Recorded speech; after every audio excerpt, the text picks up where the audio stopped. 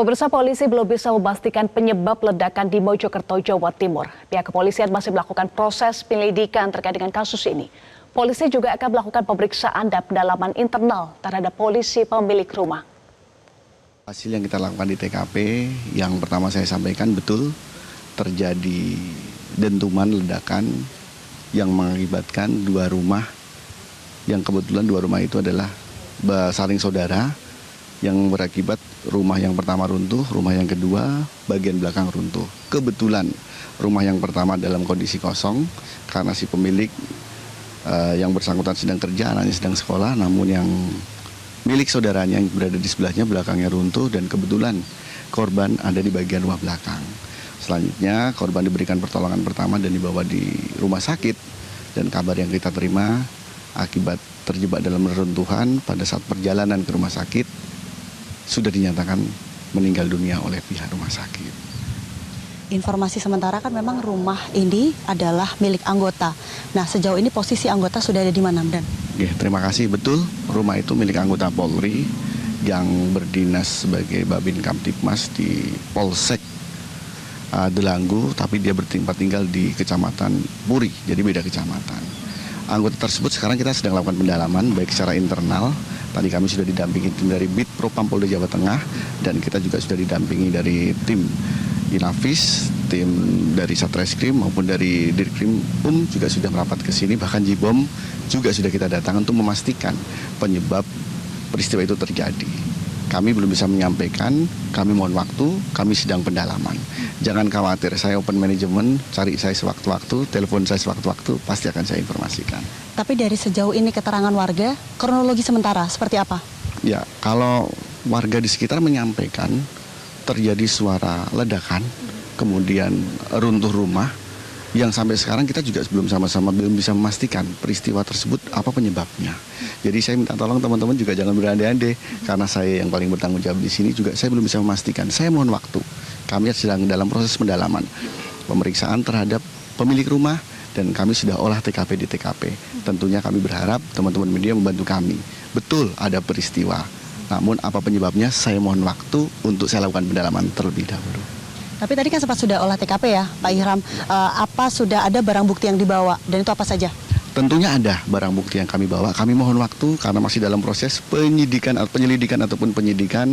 Ya, kami mohon maaf belum bisa kami berikan keterangan yang seluas-luasnya. Nanti akan saya berikan siaran pers di kemudian waktu. Tapi yang ada sekarang ini tentunya kami mengamankan beberapa benda yang ada di TKP. Ada reruntuhan ataupun akibat dari reruntuhan, ada barang elektronik seperti TV, tape, dan lain sebagainya.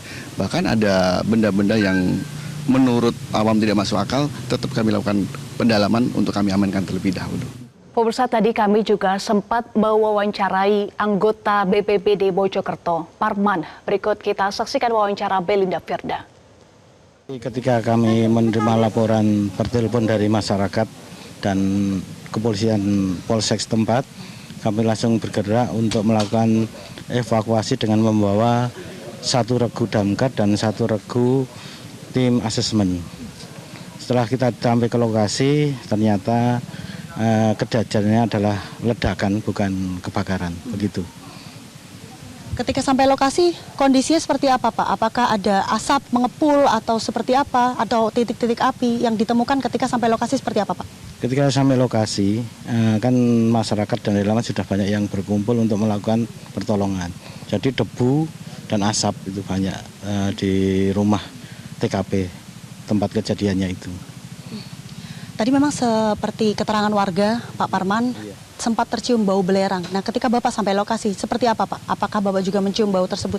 Iya, betul. Jadi kalau bukan bau belerang itu ya, tapi kalau kita dari BPBD mengenali kan bau kebakaran itu bau LPG, yaitu amonia. Tapi itu kelihatannya bukan bau LPG, tapi agak bau apa ya, mungkin masyarakat awam mengatakan bau belerang. Yang jelas itu bukan bau LPG. Berarti sejauh ini dari Bapak sebagai pihak dari BPBD menyebut ini bukan bau LPG gitu ya, Pak? Karena tidak ada tabung yang kebakar. Jadi tabung LPG-nya itu tidak ada yang kebakar, dan sekitar kompor atau tempat LPG juga tidak ada yang terbakar.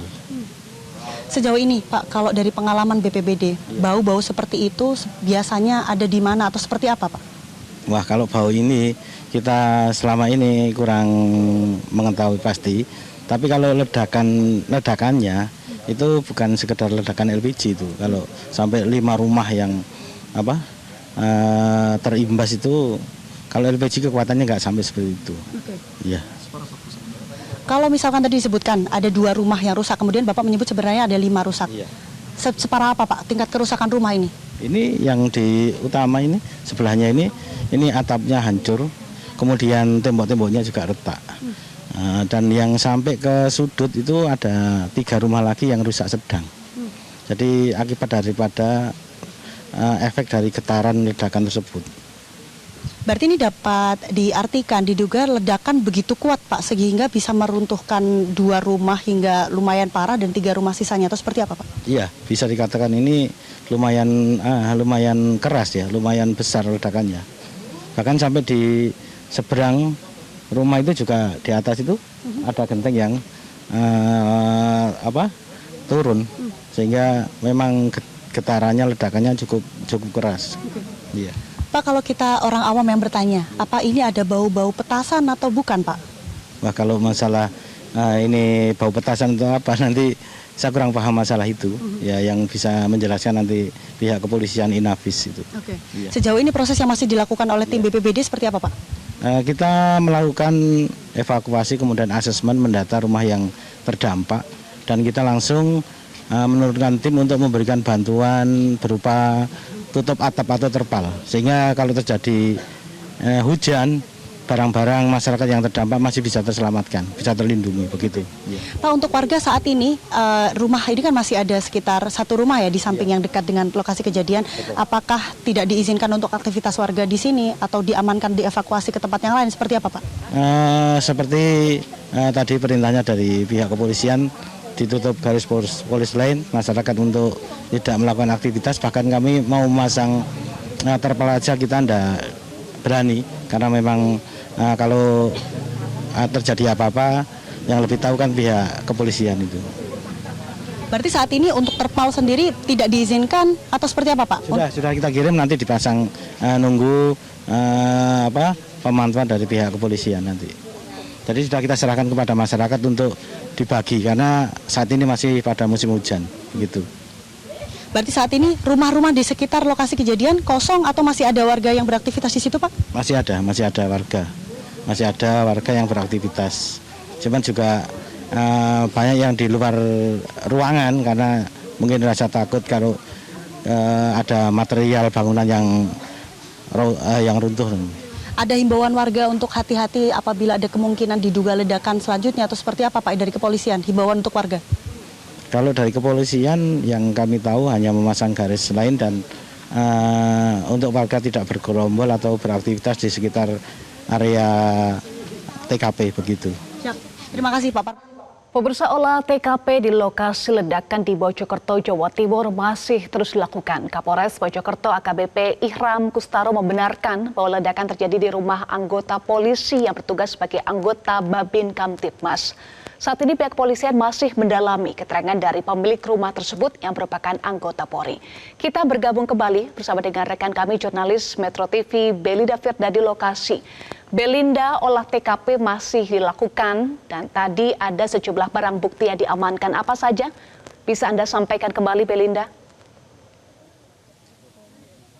Eva dan pemirsa, benar sekali untuk saat ini proses olah TKP masih dilakukan di tempat kejadian perkara terjadinya ledakan di rumah anggota kepolisian yang bertugas di Mojokerto, dan saat ini masih terus dilakukan proses olah TKP oleh tim gabungan dengan ada pembatasan area, warga tidak diizinkan masuk di polis line yang saat ini dijaga ketat oleh tim kepolisian. Memang sampai saat ini kami masih belum mendapatkan keterangan pasti ya apa saja barang bukti yang sudah diamankan berdasarkan hasil olah TKP. Namun tadi keterangan dari BPBD atau juga dari warga menyebutkan bahwa beberapa barang bukti yang diamankan ada LPG, kemudian juga ada sejumlah barang elektronik dan barang-barang lain. Ini keterangan dari Kapolres Mojokerto. Kita akan coba menggali informasi dari warga, Eva dan juga pemirsa, yang jaraknya tidak jauh dari lokasi kejadian.